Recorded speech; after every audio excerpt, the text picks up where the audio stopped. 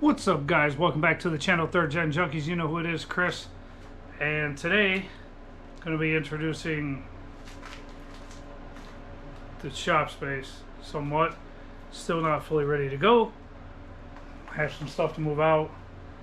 Cold came in. Stuff didn't get accomplished before the winter set. So there's still stuff in here that needs to be moved around. But on today's episode, we're starting the series on the LS53, hopefully nitrous build for Spaceghost. So this is it right here.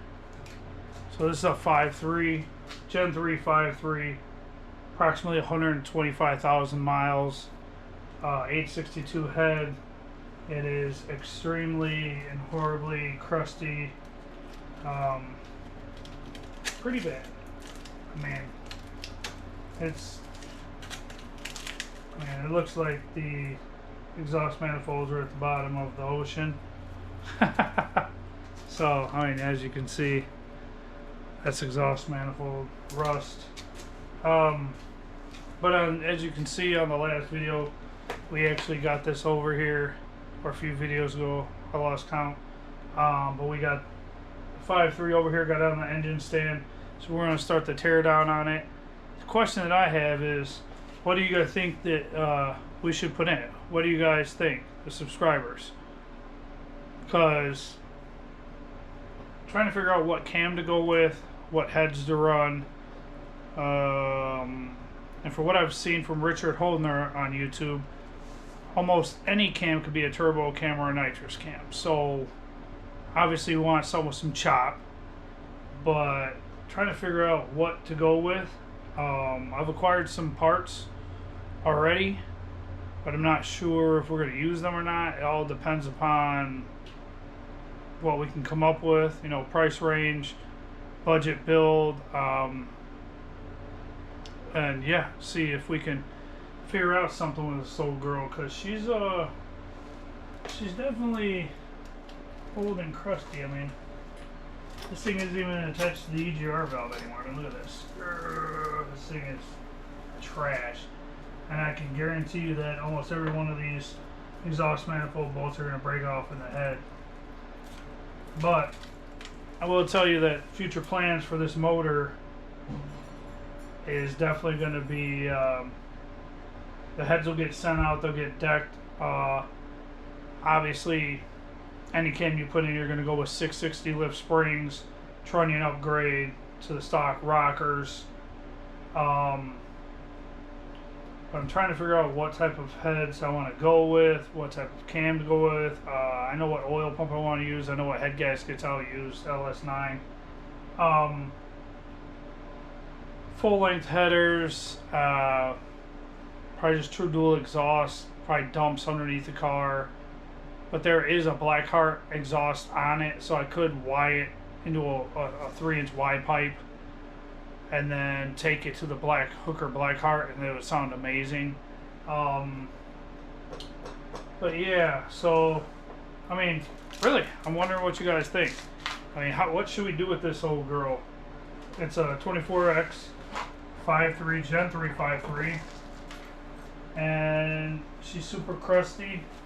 I'd like to pressure wash her and get some of this crust off of this block. Good lord, even the webbing on this thing is like shit. I mean, it's ridiculous. I don't even know if these damn motor mount bolts will even come out of this thing. I mean, hell, there's more rust. There's probably going to be more rust in this tray than there is oil. And I did check the oil on it. Still full. Still full. Look at that. Still clean. Smells good. So, even though this did come out of a plow truck, which most of you would think, oh my god, it's got 450,000 miles of plowing on it, when in all actuality it's only got 120,000 miles on it. This was actually in Ken Day's truck, his daily truck that he used every day for years. The only time it was used to plow was to do their personal driveway probably twice, maybe 3 times in a winter. So it didn't see that much plowing, so it don't have that much wear and tear on it, but with all of this crust and crud, it's going to take some definite cleaning to get this cleaned up.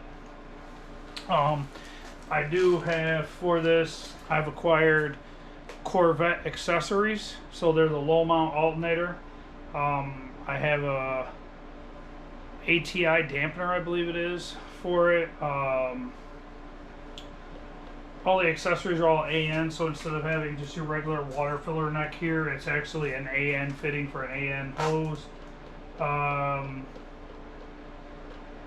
I have a laundry list of the stuff that I've already bought for this car.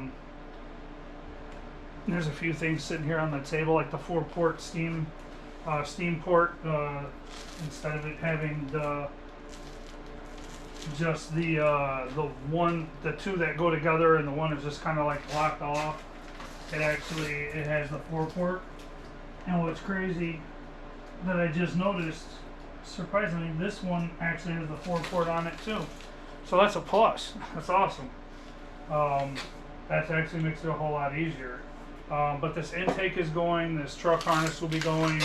That's another thing too, is with the computer controller and being computer controlled with the LS6 intake. That's another question I have for you guys. Well, which Holley do you think I should go with? Should I go with the Dominator, the Terminator, or the Terminator X? Because a lot of them have 2 steps built in. They have a lot of outputs and inputs. I haven't done a whole lot of research, but I've seen some stuff on it. So I'm wondering, which one should I go with that has like retard timing, to be able to retard it if I'm going to throw nitrous at it. You know, the ones that have the boost controls and stuff like that. Like, which is the best to go with is basically my question. So I'm kind of curious on what you guys have to think about that. And by the way, thank you to all the new subscribers. We are so close to 1,000 subscribers, and I appreciate every single one of you guys. Both of us do. Big Vest, he's in the house. We've actually been acquiring a bunch of new tools, and then once we get shop space, some of this stuff moved around in here, and get some stuff moved out, then we'll have the benches, and we will have all of our stuff and toolboxes and everything lined up all nice in here, and have it to where we can actually bring the car in here. But for now, what limited space is in here, we have enough room to tear this motor down and build it over this winter time. So at least we'll have some content still rolling out for you guys. But I do want to say deeply from the bottom of my heart, thank you to all the subscribers. I really do appreciate it. We're getting to that point where we're gonna hit 1,000, which is amazing. In the short period of time. It's taken longer than some, but not as long as others, just put it that way. And I have some close friends that have some YouTube channels that have been putting in work for many more years than we have, just say that, and they're not even halfway to where we are now. So thank you again. Like I said, there's always parts on, for sale that I have. Find me on Facebook, Chris Benson. It's, it's me. You can't miss me. It's me. And, just keep an eye out. Third Gen Junkies wristbands for sale. Still have promo cards for sale. I mean, we're still doing our thing. I mean, I'm going to keep making content no matter what. Just this was the holidays. Oh, and by the way, Merry Christmas, everybody. And I know this probably won't get out till after the New Year, so Happy New Year. I hope you had a great holiday season. Filled your tummy. I know I did. Getting fat. Wife's keeping me fed. Big Vest is keeping me fed. So, yeah, Merry Christmas. Happy New Year's. And, yeah, I mean, I really want your guys' input. I really want to know what you guys think. And like I said, we've been trying to upgrade our tools in the shop and get, you know, stuff better, because I've been working with some earthquake stuff that I've had for some years and whatever, and thanks to my wife and Big Vest and other family members, we've actually come up with, you know, some new tools. I forgot what this thing is called. I keep covering it up. I forgot. I don't even know what the name of this thing is. It's the angle, basically like a 4-speed angle grinder. So, like the angle grinder to clean up, you know, the gaskets. We also got the 3/8 inch stubby M12, and then, you know, over here, I guess it's kind of off camera, but I'll show you guys. Went out, got, my wife bought me the Big Dog M18 fuel, and there is 2 versions of this. There's the A, and then there's the B. The serial number is H96A, and there's H96B. The B is the new one, the A is the old one. The A is the one that's better and doesn't shatter. And then we got the M18 fuel Sawzall, which is awesome. Cut through anything, love it. So we got that stuff, and we have some other things too, hidden on the shelves back there.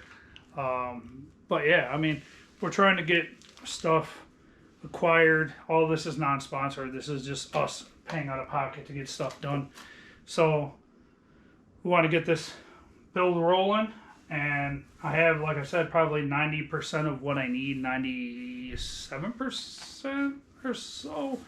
But I still want some input on what stage cam I should run. What, you know, I'm not going to pull the pistons out of this thing. I'm just going to pull the heads, clean them up, look at the pistons, look at the cylinder walls, see how nice they are. I'm not going to gap the rings because I don't plan on throwing a bunch of nitrous at it. If I do, it'll probably be like a 150 shot. Probably won't be much more than that because I probably won't need that. Plus, I don't want to destroy the 10-bolt rear end, which is going to probably be the weak link.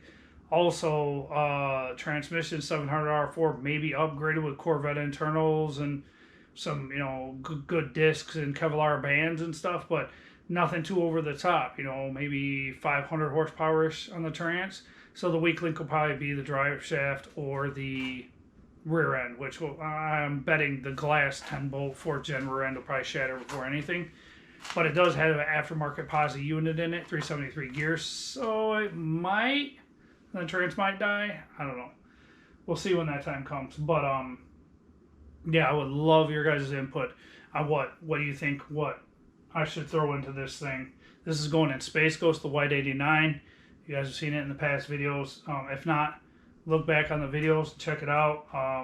We drove to Wisconsin to go get the car. I have to put fenders on it. I need to put a hood on it. It was stripped almost all the way down, getting ready to be cut up when I got it.